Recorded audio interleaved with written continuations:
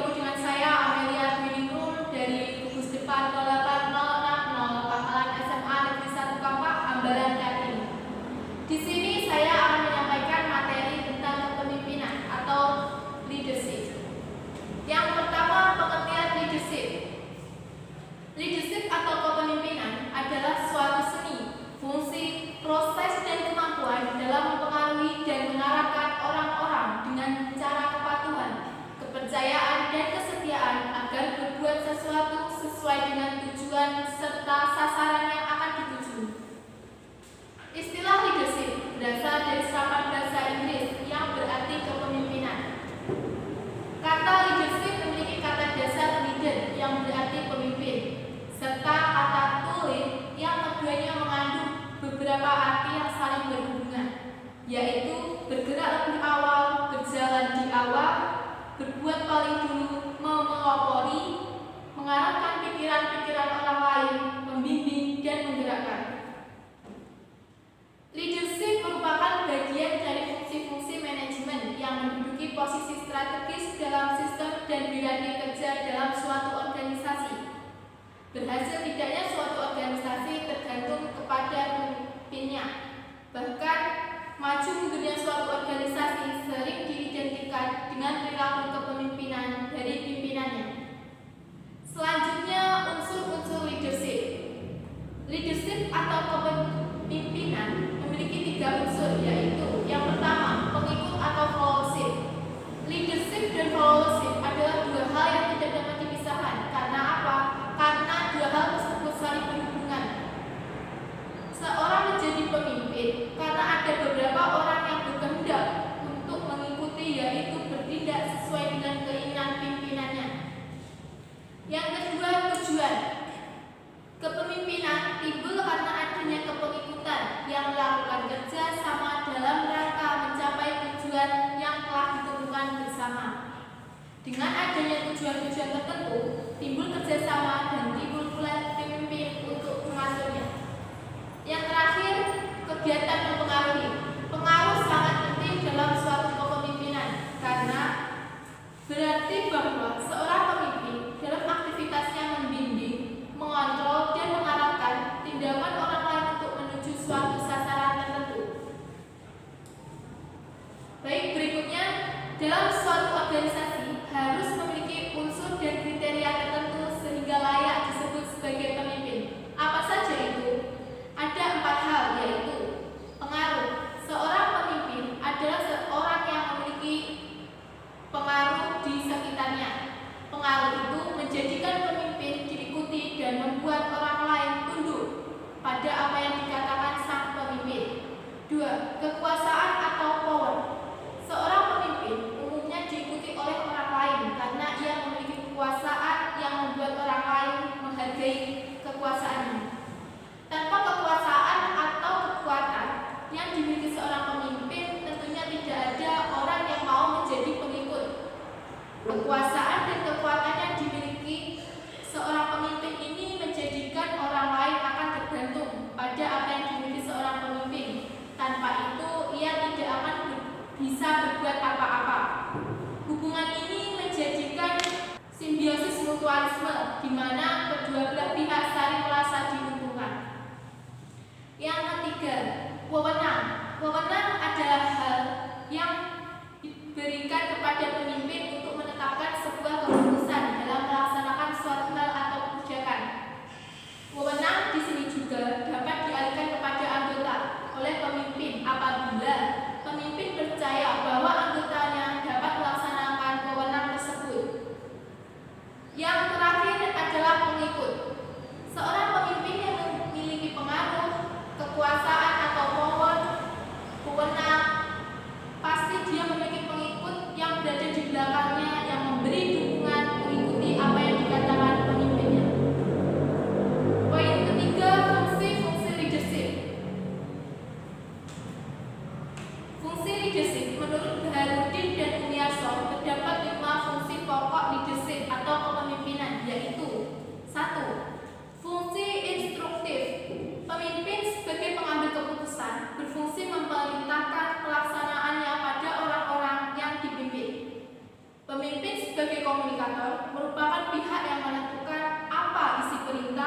bagaimana cara melaksanakan perintah, kapan waktu memulai perintah tersebut, dan di mana tempat yang harus dilakukan untuk mengerjakan perintah tersebut. Yang kedua, fungsi konsultatif. Pemimpin kerap kali memerlukan bahan pertimbangan yang mengharuskan berkonsultasi dengan orang-orang yang dipimpinnya. Konsultasi dapat pula dilakukan melalui arus sebaliknya, yakni dari orang-orang yang dipimpin kepada pemimpinnya. Hal ini berarti fungsi ini berlangsung dan bersifat komunikasi dua arah, meskipun pelaksanaannya sangat tergantung pada pihak pemimpin. Yang ketiga, fungsi partisipatif.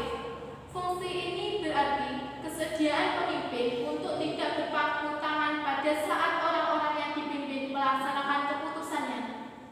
Pemimpin tidak boleh sekadar mampu membuat keputusan dan memerintahkan pelaksanaannya, tetapi juga ikut dalam proses pelaksanaannya dalam batas-batas tidak menggeser dan mengganti petugas yang ditugaskan. Yang keempat, fungsi delegatif.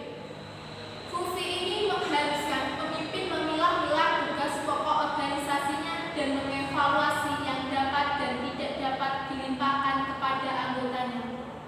Fungsi delegasi pada dasarnya berarti kepercayaan.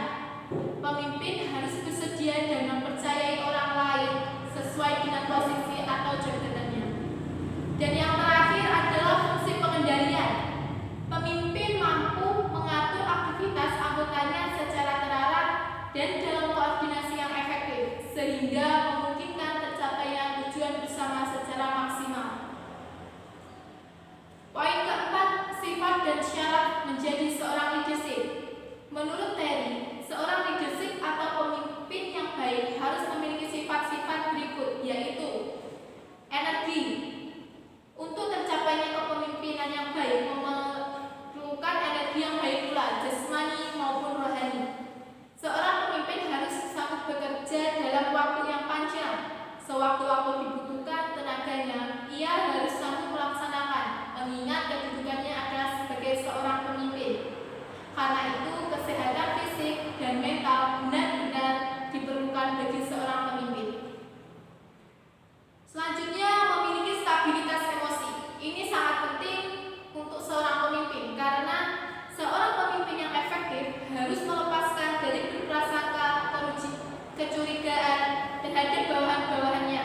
Sebaliknya, ia harus tegas, konsekuensi dan konsisten dalam tindakan-tindakannya, percaya diri sendiri dan memiliki jiwa sosial terhadap bawahannya. Selanjutnya, motivasi pribadi. Keinginan untuk menjadi seorang pemimpin bukan paksaan dari luar dirinya. Kekuatan dari luar hanya bersifat stimulus saja terhadap keinginan-keinginan untuk menjadi pemimpin. Hal tersebut tercermin dalam keteguhan pendiriannya, kemauan yang keras dalam bekerja, dan penerapan sifat-sifat pribadi yang baik dalam pekerjaannya. Kemahiran mengadakan komunikasi. Seorang pemimpin harus memiliki komunikasi yang baik dengan anggotanya. Hal ini sangat penting bagi pemimpin untuk mendorong maju anggotanya, memberikan atau menerima informasi bagi kemajuan organisasi dan kepentingan bersama. Selanjutnya, kecakapan mengajar. Sering kita dengar bahwa seorang pemimpin yang baik pada dasarnya adalah seorang guru yang baik. Mengajar adalah jalan yang terbaik untuk memajukan orang-orang atas nantinya tugas-tugas yang dibebankan atau sebagainya. Kurang dua lagi, yaitu kecakapan sosial. Seorang pemimpin harus mengetahui benar tentang anggotanya. Ia harus mempunyai kemampuan untuk bekerja sama dengan anggotanya, sehingga mereka benar-benar memiliki kesetiaan bekerja di bawah kepemimpinannya. Yang terakhir, kemampuan teknis. Meskipun dikatakan bahwa semakin tinggi tingkat kepemimpinan seseorang, makin kurang diperlukan kemampuan teknisnya, karena lebih mengutamakan manajerial skill-nya. Namun, sebenarnya kemampuan teknis ini diperlukan juga, karena dengan dimilikinya kemampuan teknis ini, seorang pemimpin akan lebih mudah dikoreksi bila terjadi suatu kesalahan pelaksanaan tugas. Itu tadi sifat dan syarat seorang leadership menurut Terry. Sekarang menurut Indra Fahbudi, leadership hanya dapat dilaksanakan oleh seorang pemimpin yang mempunyai fungsi, peran, dan tugas selaras dengan tujuan organisasi. Adapun syarat yang harus dilakukan oleh seorang pemimpin dalam sebuah organisasi adalah sebagai berikut.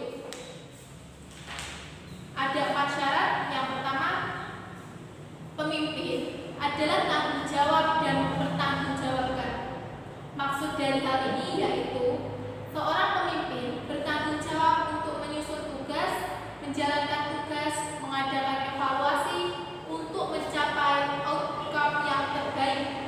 Pemimpin bertanggung jawab untuk kesuksesan stafnya tanpa kegagalan. 2. Pemimpin menyeimbangkan pencapaian tugas dan prioritas. Proses kepemimpinan dibatasi sumber, sehingga pemimpin harus dapat menyusun tugas dalam mendahulukan prioritas. Dalam upaya pencapaian tujuan, pemimpin harus dapat mendelegasikan tugas-tugasnya kepada staf atau anggotanya. Kemudian, pemimpin harus dapat mengatur waktu secara efektif dan menyelesaikan masalah secara efektif. Yang ketiga, pemimpin harus berpikir secara analitis dan konseptual. Seorang pemimpin harus menjadi seorang pemikir yang analitis dan konseptual. Selanjutnya, dapat mengidentifikasi masalah dengan akurat. Pemimpin harus dapat menguraikan seluruh pekerjaan menjadi lebih jelas dan kaitannya dengan pekerjaan lain. Pemimpin adalah seorang mediator. Konflik selalu terjadi pada setiap organisasi. Oleh karena itu, pemimpin harus dapat menjadi seorang mediator atau penengah, terlebih ketika konflik telah menjadi jurang pemisah antara komponen organisasi. Selanjutnya, 3 elemen kepemimpinan. 1. Kepemimpinan itu adalah konsep hubungan. Yang kedua, kepemimpinan itu adalah proses. Kenapa? Jika dalam proses kepemimpinannya hanya sekedar posisi, maka tidak menjamin orang tersebut pemimpin, karena proses itu sangat perlu dalam kepemimpinan.